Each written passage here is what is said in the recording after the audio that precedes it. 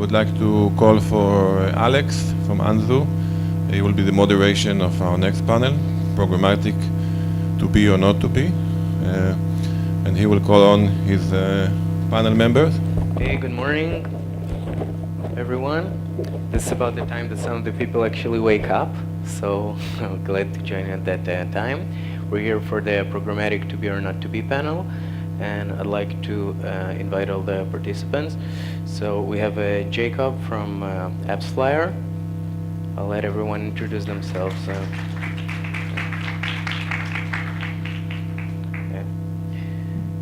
We have Bharat.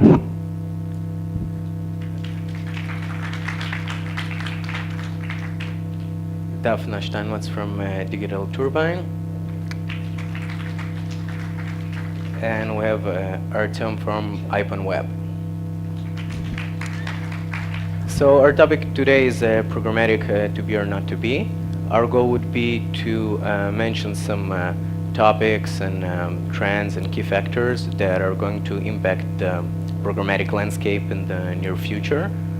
Some things that present threats and opportunities for players in the ecosystem, and discuss together about ways of tackling them, brainstorm on how to deal with the threats and leverage the opportunities.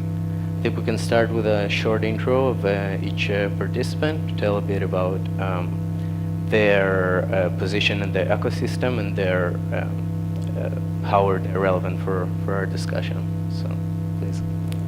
Thank you. My name is Jacob. I work at APPSFLYER. APPSFLYER is a mobile attribution marketing analytics platform.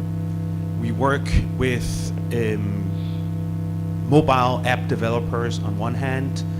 We have an SDK. With this SDK, our clients are basically able to understand that when a user downloads their app, where is this user coming from in terms of the different platforms, ad networks, Facebook, Google, Twitter, or any of the other 3,000 integrations that we have. So we help them understand where each user is coming from and what's the worth of this user, meaning which actions does the user actually takes after downloading the app also.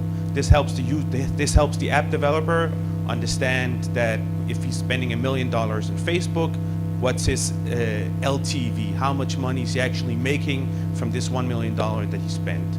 And that thereby he can optimize in a better way than when he's just spreading his money on different channels, different marketing channels with absolutely no reporting.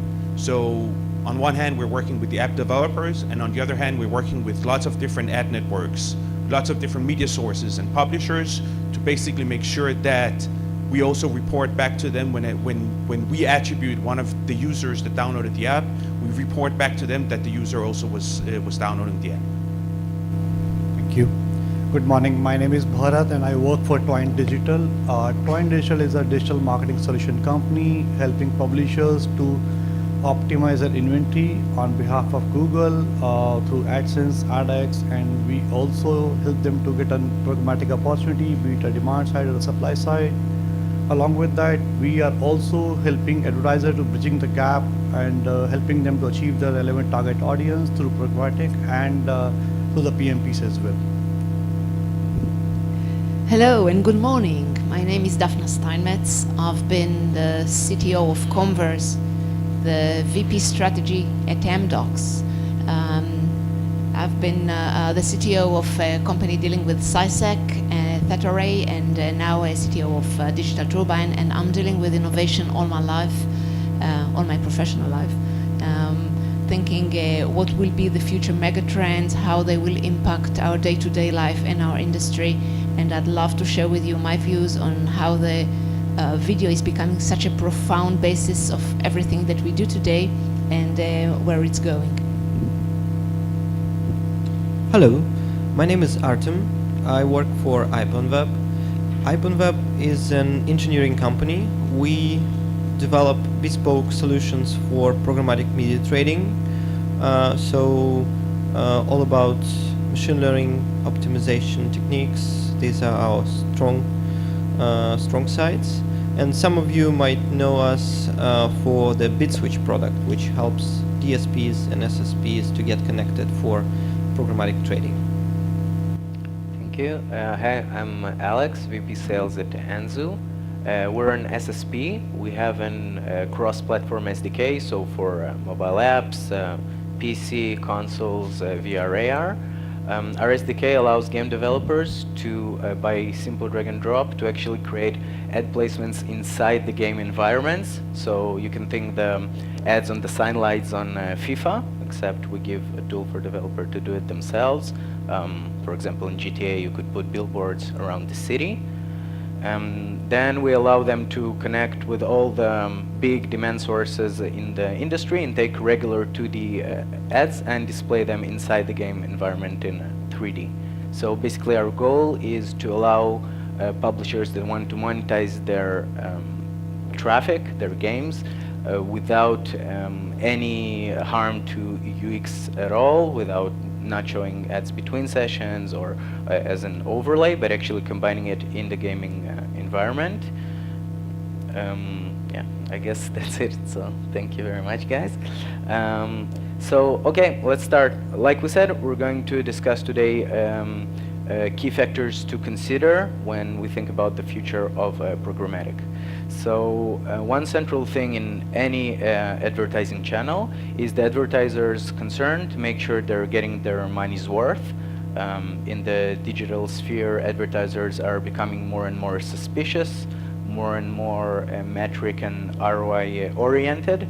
We're talking about things like viewability, like transparency, like avoiding fraudulent traffic or non-human generated traffic, if you wish.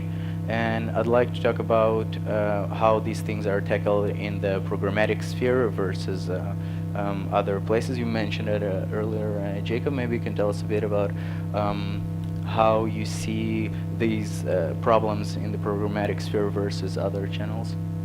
Sure, thanks. At APPSFLYER, we're talking with lots of different advertisers, lots of different publishers, ad networks, media sources. And there's no doubt that over the past year and a half, I would even say 2 years, the major problem that we see that our both clients and partners are facing is fraud. Fraud's on lots of different levels, whether it's what we call attribution fraud, whether it's non-human or human behavior. There are lots of different kinds of fraud, but really there's no doubt that the major problem is fraud today. And we've put out a specific product that comes to deal with this problem, where today we're helping our clients to get transparency, and really in our mind, it doesn't matter whether a user was bought programmatically or non-programmatically. What we're excited about is that we can help our clients really to understand whether something was fraud or not fraud. And I think when we look at the big picture, most of the media sources, most of the integrations that we have on our platform today, they're likely to be not 100% programmatic. When we do see 100% programmatic, we do see that the likelihood of something being fraudulent is smaller than when it's non-programmatic. And I think that's something that is positive news for the people that we see in this conference here today. Having said that, there are still problems. The fact that you're buying a user programmatically does not mean that it cannot be fraud.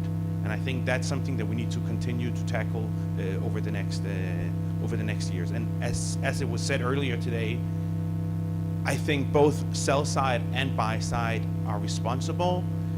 Everybody must pitch in, everybody must come up with solutions or buy into solutions that will actually help them to deal with this problem. Thank you, Jacob. Does anyone else want to contribute about ways you're tackling these issues? I just wanted to mention that there is a growing trend of using blockchain. You know, we cannot have an intelligent conversation in a panel without saying blockchain at least once. And AI. Blockchain and AI. So are you thinking about it? Are you considering it? I think, and I think that's what we feel at APPSFLYER, that blockchain is still a technology that is for the future. There's so much more to be done in the present where we don't need blockchain. There's so much technology that is available for us today to use and to utilize and to build our products without having to think about the future and how that will help us. So I think sometime in the future we will use the blockchain technology, but we're not there yet. Okay, cool. So continuing from fraud, I think it's a natural transition to talk a bit about compliance with industry standards. There are different things.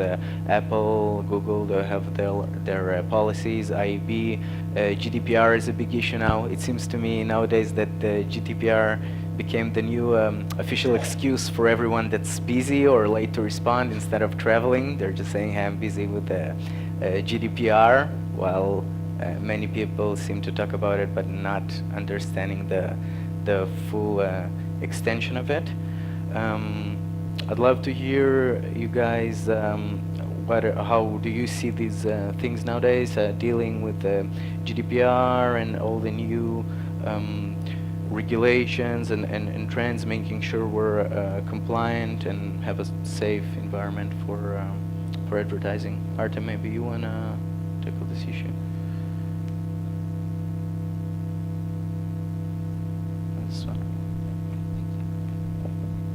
Yeah, GDPR obviously is very important these days, and the shift is in 10 days. We are all expecting some major changes. From the technology standpoint, I think GDPR is a good thing. We are excited to see more principles coming to the system. Companies that have direct access to the publishers or direct access to the advertising money, they're coming to the industry. They try to own the technology to keep data inside. They're not trying, they now have to do it. But in terms of support, so GDPR, there's a set of rules and recommendations that industry is about to face. But how they're going to be implemented, I think it's largely not decided yet. User consent is to be collected on the publisher side. Not 100%, far not 100% is ready to do it.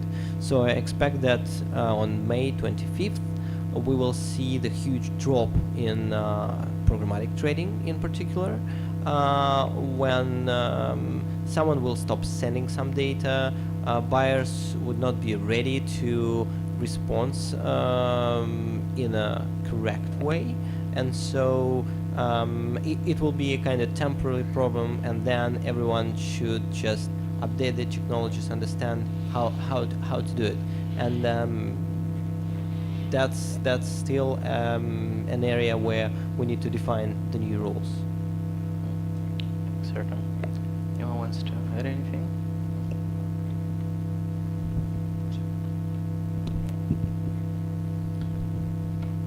So, indeed, GDPR is a very much spoken subject over the past year or so. We teamed up with, I think, 3 other providers on the market, and what we did is we put out a protocol called OpenGDPR. I don't know how many of you heard about it. Basically what OpenGDPR is, it's somewhat similar to OpenRTB. It's a protocol that comes out to standardize some of the things that we talk about when we talk about GDPR. So one of the major things is the right to be forgotten. Any end user can today send out, or will in the future be able to send out an email or a notification to one of the advertisers that that he has maybe signed up to, or an app that he has downloaded, and tell this advertiser, please forget about me. The advertiser now needs to reach out to all of the different providers that he's working with and forward this request, meaning forget about this specific user that just reached out to me. Imagine that each and every single advertiser has to come up with an API solution to solve this problem, and to ask all of the different providers to now connect back to that specific API. We didn't want to get into that situation, which is why we put out an API that we're today pushing for all of our clients and also for all of our partners to basically adopt to. And if that's a point that we will reach, it will simplify how everybody is going to work and streamline the data in terms of allowing users to have the right to be forgotten. So if any of you, if this is relevant to any of you, feel free to come and find me afterwards. Look it up on our website, OpenGDPR it's called. Thanks, Jacob. I just wanted to add that before GDPR, every sector in the industry could save personal information and use it at least internally, if not monetizing it by selling it to others, then at least leveraging this information as if to improve service, without quotes, really to improve service and experience and stuff. Now with GDPR, new, more sophisticated methods and algorithm will need to be applied, which makes this insight and reasoning without knowing the identity of the users. It will be much harder, but still interesting, because new ways to come to conclusions will rise and will be invented. So it's yet to be seen.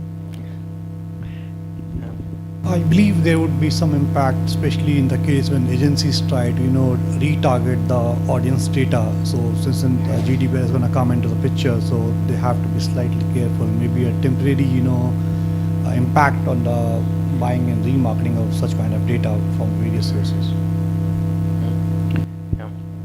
Yeah, it's a discussion I've heard before, where people debating, well, most likely some budget will decrease as a result of GDPR, but whether they'll see the proportionate cut on the revenue line, or you'll just be losing things that weren't relevant to begin with. So I guess we'll wait and see, right? I would say budget will not decrease. In fact, the inventory will be not available, because they have to be slightly careful while choosing the data to remarket. So client is ready to spend money because they are expecting more cleaner inventory now. But I don't think so they're going to decrease the budget. But yes, we need to wait and watch how these data can be remarketed again. Cool. Thanks, Bharat. The next topic we'd like to discuss are some disruptive and immersive technology and distribution channels in the programmatic sphere.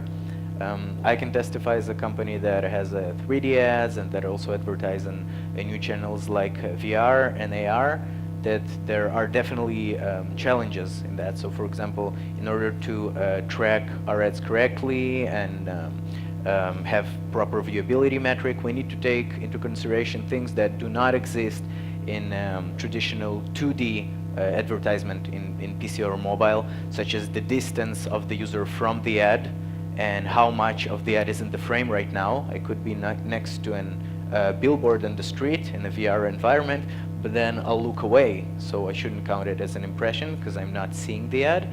And many big players still aren't equipped to deal with these tracking metrics in order to be able to really communicate between the advertiser and publisher and agree on the viewability. I'd love to hear your takes, guys, about some of the next disruptive distribution channels and technologies that you expect to become big thing in the programmatic environment, and in which ways the players in the ecosystem should equip themselves to be ready to leverage this opportunity and be part of the game once the bigger budgets are flowing. Just a few years ago, video used to be the richest channel as a touch point to customers and users. Today, it seems to be that augmented reality and virtual reality are going to be the common way to interact with users. So video will be the poor brother as the baseline. Now, when we are dealing with the virtual reality, the cost of delivery to the customer is much, much higher. So to spend it without getting any attribution, anything, any conversion, it's more hurtful. So programmatic will be only more important and more critical for the business. Cool. Yes. Speaking about new channels, I would name two. Number one is audio, obviously, with the very fast adoption of all these home assistants, voice assistants that we see, and in the US the adoption is already great. It's around 70-80%, I've heard.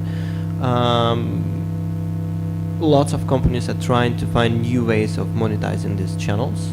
Obviously, when we listen to the music or using voice requests, it's a clear declaration of the intent in some case, and it's a very natural way for advertisers trying to get this data and leverage this information. And the second channel is obviously different ways of digitizing TV and mixing it with e-commerce, with other channels, and it used to be cross-device a couple of years ago, and now it's more like how to converge digital TV into something else. Yeah, that's. Oh, sir, go ahead. We believe this is the one very important aspect, especially in programmatic, and that can be executed very well through the programmatic, the PG deal. We have done this activity a couple of years ago. We launched a McFlurry on augmented reality. Even that time, there was hardly any platform. We sourced the platform from New Zealand, and we have done it, and McDonald was shocked to see that such kind of result can be produced. Recent past, we have done something, another innovative stuff, like we have added a chatbot inside the video. We ran an automobile campaign where we showed the video to a user, and while watching the video, users interacted with the chatbot and talking about the service station and all the stuff where some question has been asked. So we feel, these are the certain areas where agency and the advertiser, they are actively looking at. Apart from that, there's one more area hotting up nowadays. People are talking about bringing out of home, programmatically as well. So platforms are already there. Then the couple of pilots as well. So till now the response is very good. So I think these are the couple of areas where advertisers are actually willing to spend their money without even looking at a benchmark. The focus is on engagement and getting a more and more engaged reach from the users.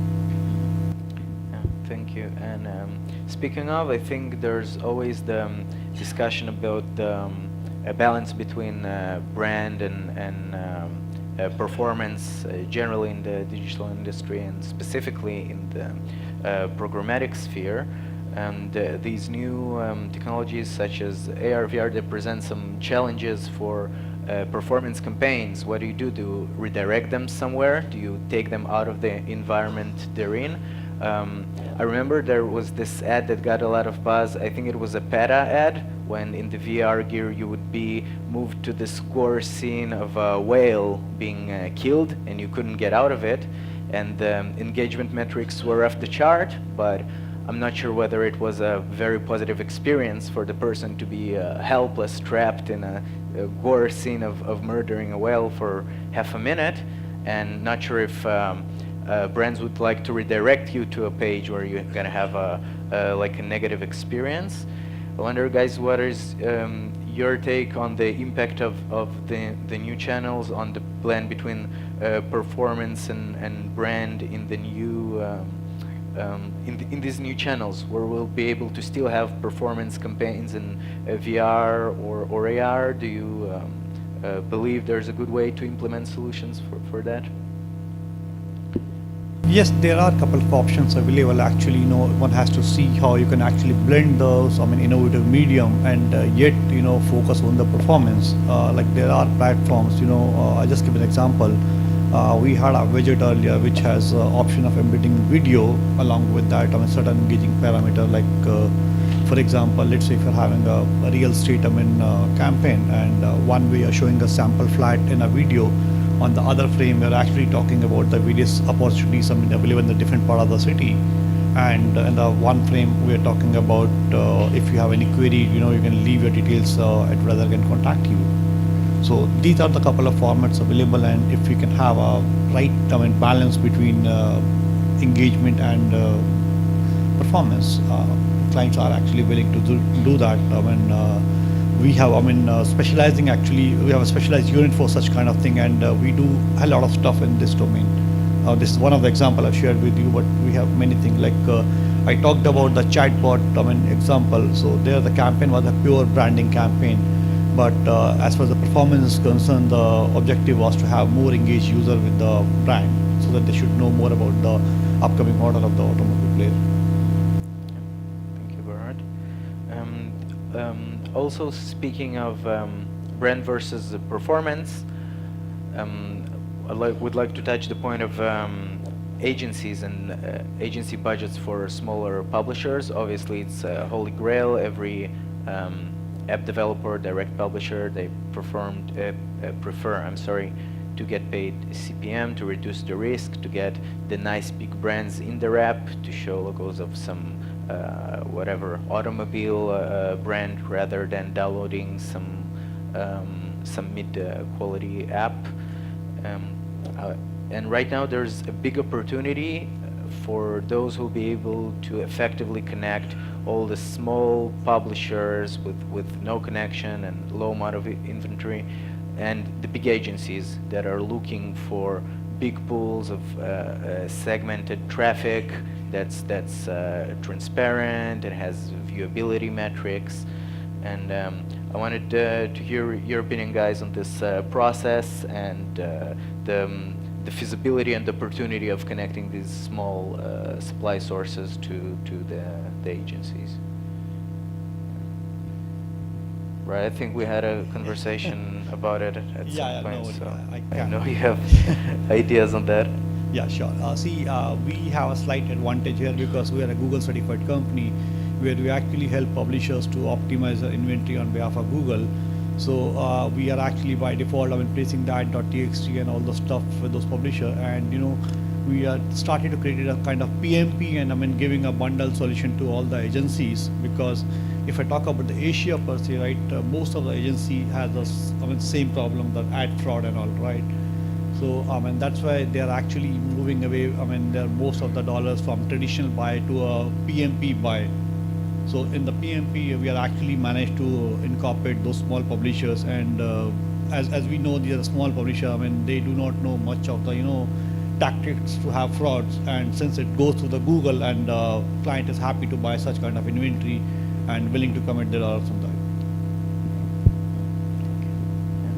Just important to remember that small publishers might have additional requirements, like a special geolocation that they are interested in. So only users in London would interest them, or only users in Africa. This is just one example. The other could be like time-sensitive requirements and stuff like that. So it only imposes more requirements and more complexity on the process. Yeah, that is true. Although this also presents an opportunity for all those location-based SDKs or data-based. I know it's big in London right now. They have all these SDKs of companies with beacons around the city, and then the users that give their consent are being tracked, and you can be whatever on a game day, you go to the football games to get all the promotions for the merchandise and when to get a beer with a coupon before. But yeah, you definitely need the technology and the data for that, and that's a blocker. So you're right about that, definitely. Yeah, or an opportunity. That's right, exactly. Opportunity for whoever figures it out, right? Cool. Another big topic that's almost as much as a buzzword as GDPR nowadays is header bidding. We all know that okay, in the world of desktop, it's working very well. There, it's I don't want to say consensus. I don't want to speak for everyone, but let's say it's proven. On the in-app and mobile sphere, people are a bit conflicted. Many very big and serious companies are giving a vote of confidence to header bidding and already taking active steps to be a pioneer and nail it. Just an example that comes to head is the acquisition of Hertz by InMobi, where they were talking about the video capabilities, but also heavily mentioning the header bidding technology. On the other hand, there's a technological barrier or challenge where in-app you don't actually have a header like a browser page in desktop, and that is why it slows things down and makes it not as easy to implement. I would love to hear your opinion, guys. Artem, maybe on the feasibility of header bidding in the programmatic sphere of mobile and in-app. Is it already here? How difficult it is to implement? What should we expect with it? I'm not aware of any practical implementation of header bidding in the in-app environment yet. Obviously, the world started with the header bidding as the way to fight back Google DFP initially, and it was all the way user-side header bidding. Then, as the technology evolves, we see much more server-to-server header bidding requests, which, yes, they help publisher to get more control, to kind of shift the decision to the publisher at server side. But server-to-server technology itself is just a protocol that helps two machines to make a decision whether the particular ad impression should be traded at some price. And thinking about this technology, I can easily imagine that similar approach should be transferred to the in-app environment when the server can make a very similar request and decide who is gonna buy the given impression. You guys want to add anything? No? Okay. Yeah, go I mean, I ahead. have some experience to share about it. Like, yes, as we all know, most of the people are actually on the pre-bid, and lots of publishers started giving complaint because of pre-bid, the page is going slow, impressions not getting served, and they are actually eyeing for a server-to-server integration, but unfortunately, not much options are there. I was having a chat with the Google team, I mean, a fortnight ago, so they were very, happy because of the exchange bidding they have launched, but restricted to only APPSFLYER. But whosoever the publisher have used that exchange bidding, they're happy with the page speeds, and they are claiming that revenue has gone up. But it's too early to comment on that, whether this is the ultimate solution or we are actually waiting for the other place to come. I heard that Amazon also has a server-to-server system, but I think it is yet to come out of the beta version. So we need to wait and watch and see if there's a uniform opportunity we can all have, and we can actually take it to the next level. Thanks, Bharat. And another topic I would like to discuss is data syncs or user segmentations, if you wish. The technology has really came a long way in this recently, and specifically in the programmatic sphere, there's a bigger opportunity for this because you can in real time segment your users theoretically for even 100 segments and have different funnels for them and different KPI for each segment. And I'd love to hear you guys, what are your organizations, what means they're taking to leverage this opportunity, what trends you see in this context. Jacob, maybe it's been a while since we heard you. Sure. So indeed, segmentation or audience building is something that is very interesting and something that's come up in quite a lot of conversations that we've been having with the clients over the past 2 years, I think.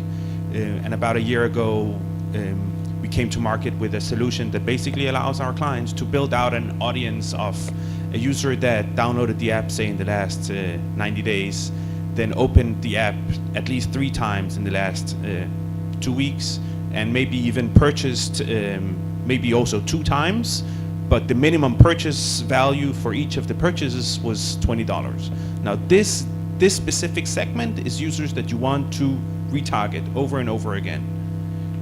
For you to actually do that, we build out a product so that today you can stream that list of device IDs to any of the different partners that we're integrated with. I'm happy to say that there are such partners present in the room today. Some of them led one of the panels here earlier today, so that might help you understand who they are. But it's a very small percentage of the partners that we have that know to do this, to build out lookalike audiences, to actually utilize the information that you get from one of the advertisers through a mechanism that sits in the middle.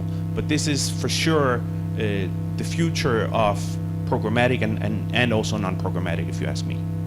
Thanks, Jacob. Daphna? It's interesting what you said, because we, in the view of the GDPR that we all love to hate, we took our data science team, the other word in addition to blockchain is data science, right?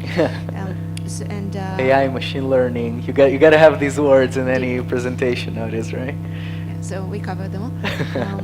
Anyway, the way now to do segmentations or to try to predict what are the higher chances to get a conversion rate is what we believe is collaborative filtering. Like people who act in a similar way to X did this, so let's bet that this person would do it as well.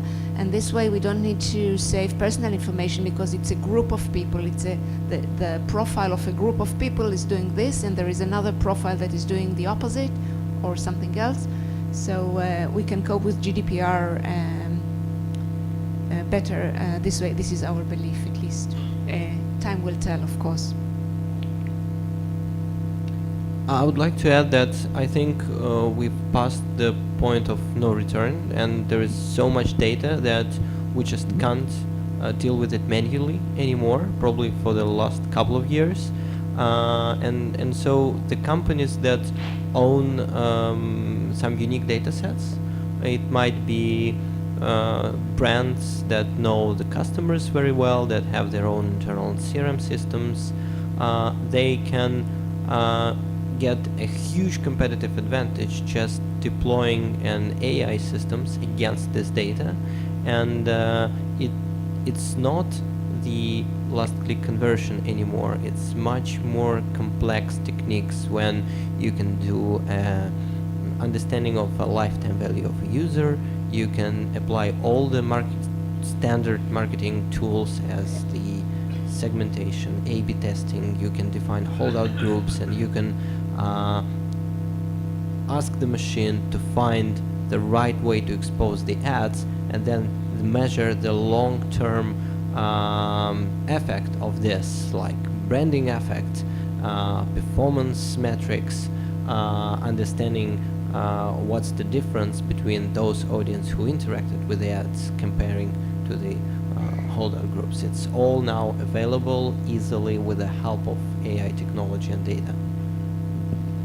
TWINE Digital is mandatory to use audience segmentation for each and every campaign, be it a branding campaign, engagement, or performance campaign. So for every campaign we are using it, and recently, when we did our chatbot campaigns, non-video, we found very encouraging results, especially from a sector like banking, finance, and insurance. And we were able to actually lower down our CPA because of those audience targeting. But yes, we need to see now, because of GDPR, how it's going to impact in terms of the availability of the audiences. We have to wait and watch. But as of now, this is the main strength of the TWINE Digital, and this is what we sell to all the direct clients and the agencies. And we've been able to have a edge over the competitor and get the sharpshooting targeting option to the clients. Cool, thank you very much. So in a perfect timing, we've out of time, and we finished covering the topics, so it's a perfect match. I'd like to just remind everyone that you're welcome to find any one of us upstairs. We'd love to hear your feedback, to discuss opportunities, to answer any questions on the topics that we discussed, if you want to get additional insights. Thank you very much, dear panel members, for your sharp insights, and thank you guys. Thank you very much. Thank you.